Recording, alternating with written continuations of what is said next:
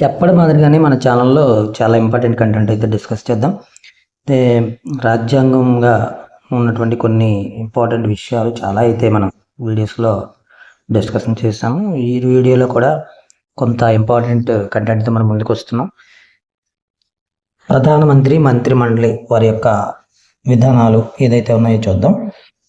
రాజ్యాంగ రీత్యా దేశాధిపతి రాష్ట్రపతి అయినప్పటికీ ప్రధానమంత్రి అధ్యక్షతన ఉన్నటువంటి మంత్రిమండలి అనేది నిజమైనటువంటి కార్యనిర్వాహక అధికారులు కలిగి ఉంటుంది. ఈ భారతదేశంలో బ్రిటిష్ తరహా పార్లమెంటరీ వ్యవస్థ అయితే ఉంది. దీన్ని మనం ఏమంటామంటే వెస్ట్ మినిస్టర్ పాలసీ అని పిలుస్తారు. ఇక్కడ కూడా మనకి పార్లమెంట్ భవనం ఎలాగైతే ఉందో అక్కడ కూడా పార్లమెంట్ భవనం కూడా ఉంది. రాజ్యాంగం స్థానం చూసినట్లయితే భారత రాజ్యాంగంలో 5వ భాగంలో ఆర్టికల్ 74, 75, 78లో ప్రధానమంత్రి మరియు కేంద్ర మంత్రిమండలికి సంబంధించిన వివరాలు అయితే ఉన్నాయి. 74(1) ఏం చెప్తుందంటే రాష్ట్రపతికి తన విధి నిర్వహణలో సహాయము సలహాలు అందించడానికి ప్రధానమంత్రి అధ్యక్షతన మంత్రిమండలి ఉంటుంది అనే విషయం తెలియజేస్తుంది. వీరి సలహా మేరకే రాష్ట్రపతి తన విధులను నిర్వర్తించాలి. అంటే మంత్రిమండలి సలహా మేరకు రాష్ట్రపతి తన విధులను నిర్వర్తించాలి అనే విషయం ప్రకరణం ఆర్టికల్ 74(1). మౌలిక రాజ్యాంగంలో మంత్రిమండలి సలహాను రాష్ట్రపతి తప్పనిసరిగా పాటించాలి. 1976లో 42వ రాజ్యాంగ సవరణ ద్వారా ఆర్టికల్కు షల్ అనే పదాన్ని చేర్చడం జరిగింది. దీని ప్రకారం మంత్రిమండలి సలహా మేరకే రాష్ట్రపతి తన విధులను నిర్వర్తించాలి. 78లో 44వ రాజ్యాంగ సవరణ జరిగింది. అప్పుడు ప్రకరణ 74 అయితే చేర్చారు. మరొక అమెండ్మెంట్, మంత్రిమండలి నిర్ణయాన్ని రాష్ట్రపతి పునః పరిశీలనకు కూడా పంపొచ్చు. అంటే ఒకసారి మంత్రిమండలి నిర్ణయం తీసుకుంటే మరొకసారి రాష్ట్రపతి కూడా పునః పరిశీలనకి చేయొచ్చు. పునః పరిశీలనకు పంపినటువంటి అంశాలు మంత్రిమండలి మార్పు కూడా చేయొచ్చు, చెయ్యకపోవచ్చు. ఏదేమైనా మంత్రిమండలి సలహా మేరకు మాత్రమే రాష్ట్రపతి తన విధులను నిర్వర్తించాలి. ప్రకరణ 74(2) మంత్రిమండలి రాష్ట్రపతికి ఏ సలహా ఇచ్చారో ఆ సలహా ఎందుకు ఇచ్చారో న్యాయస్థానాల్లో ప్రశ్నించడానికి అయితే వీల్లేదు. Very very important bit. Article 74(2) ప్రకారం మంత్రిమండలి రాష్ట్రపతికి ఏ సలహా ఇచ్చారో ఆ సలహా ఎందుకు ఇచ్చారో న్యాయస్థానంలో అయితే ప్రశ్నించడానికి వీల్లేదట. ఆర్టికల్ 75(1) ప్రకారం ప్రధానమంత్రిని ఎవరు నియమిస్తారంటే రాష్ట్రపతి నియమిస్తారు. ప్రధాని సలహా మేరకు ఇతర మంత్రులు కూడా నియమించడం అనేది ప్రకరణ 75(1). అంటే the appointment of ministers, union minister అంటే ఆర్టికల్ 75(1). 75(1)(a)లో ఏం జరుగుతుంది? ప్రధానమంత్రితో కలిపి లోక్సభ సభ్యుల మొత్తం సంఖ్యలో 15% మించకూడదు అనే విషయం 75(1)(a). 1(b)లో ఏం జరుగుతుంది?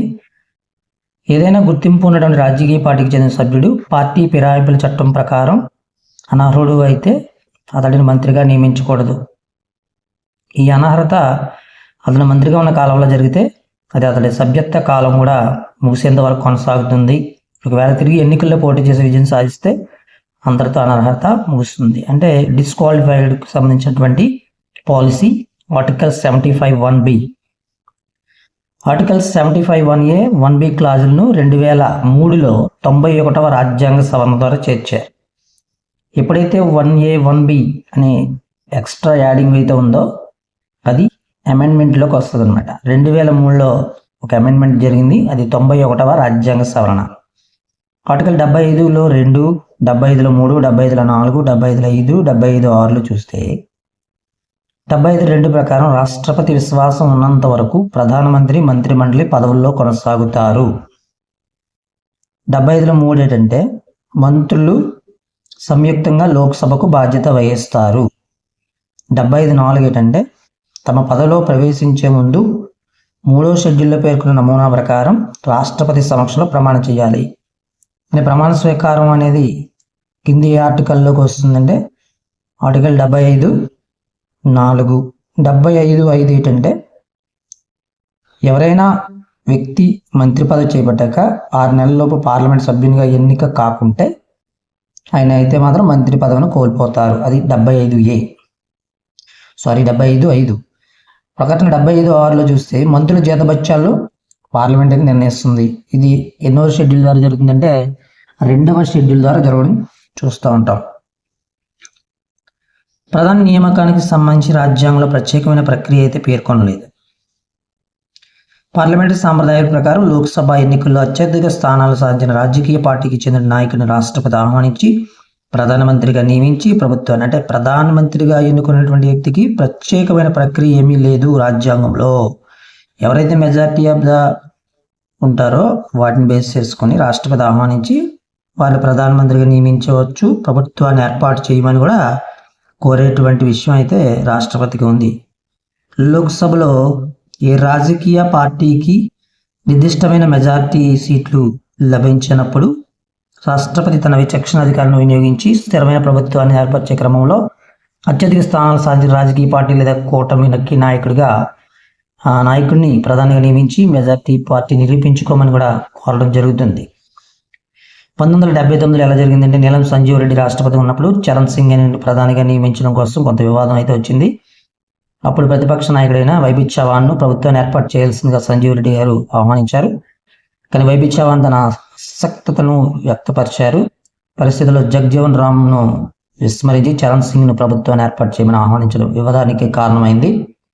అది చరణ్ సింగ్ లోక్సభ సమావేశాలకు హాజరు కాకుండా ప్రధాని పదవికి రాజీనామా అయితే చేయడం జరిగింది. ఈ విధంగా లోక్సభలో సంపూర్ణ మెజార్టీ లేకుండా 1989లో విపి సింగ్, 90లో చంద్రశేఖర్, 91లో పివి నరసింహరావు, 96లో ఏబి వాజ్పేయి, 96లో దేవేగౌడ, 97లో ఐకి గుజరాల్, 98లో ఏబి వాజ్పేయి, 2004, 2009లో మన్మోహన్ సింగ్ ప్రధానమంత్రులుగా అయితే మాత్రం నియమితులు అయ్యారు.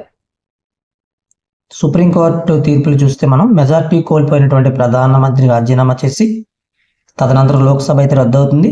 ఎప్పుడైతే లోక్సభ రద్దు అవుతుందో ఆ వ్యక్తిని ఆపద్ధర్మ ప్రధానిగా కొనసాగించి పరిపాలన అయితే చేయొచ్చు.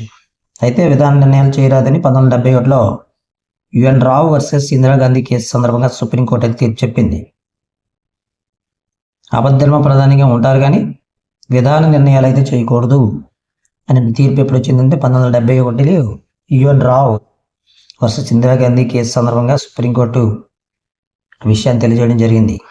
ప్రధానమంత్రికి ఉండేటువంటి అర్హతలు చూస్తే ప్రధానమంత్రి పదవికి సంబంధించినటువంటి ప్రత్యేకమైన అర్హతలు అయితే ఎక్కడ పేర్కొనలేదు.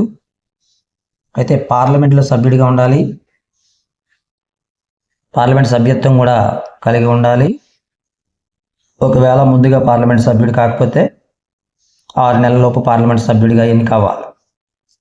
రాజ్యాంగం ప్రకారం ప్రధానమంత్రిగా నియమితులు అవడానికి పార్లమెంట్ సభ్యుడైతే సరిపోతుంది. ప్రధానమంత్రి లోక్సభలో సభ్యుడై ఉండాలి, రాజ్యసభలో సభ్యులుగా ఉండి కూడా ప్రధానమంత్రి అయిన వారు ఉన్నారు.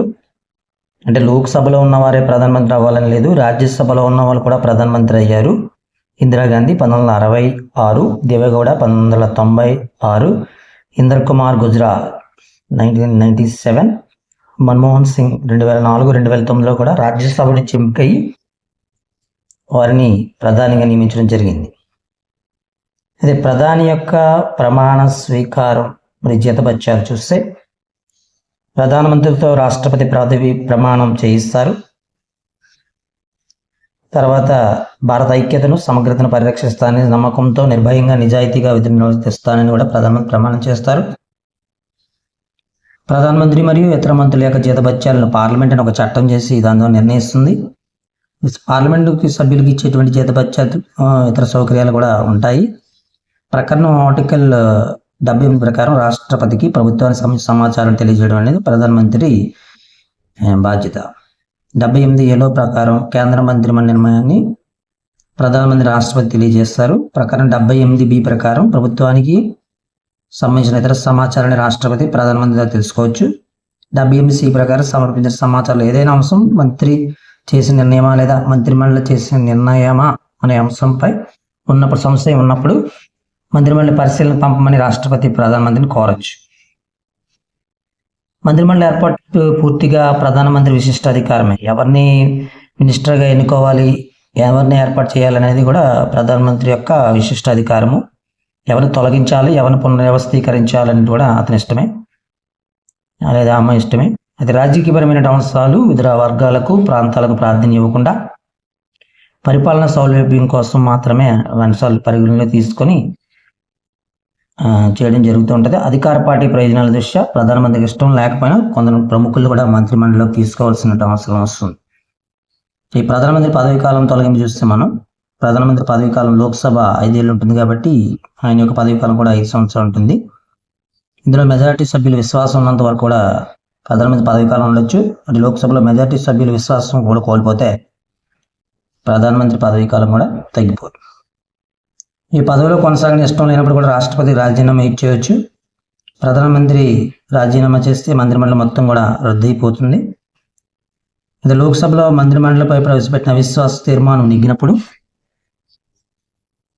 లోక్సభలో విశ్వాసం కోరిన తీర్మానానికి మెజార్టీ లభించినప్పుడు, లోక్సభ ద్రవ్య బిల్లును తిరస్కరించినప్పుడు, బడ్జెట్పై కోత తీర్మానంలో నెగ్గినప్పుడు, రాష్ట్రపతి ప్రసంగానికి సంబంధించిన ధన్యవాద తీర్మానం వీగిపోవడం లేదా ప్రతిపక్షాలు ప్రతిపంచ సవరణ తీర్మానం నెగ్గడం అనే విషయంలో పదవినైతే కోల్పోవడం జరుగుతుంది. ఫ్రెండ్స్,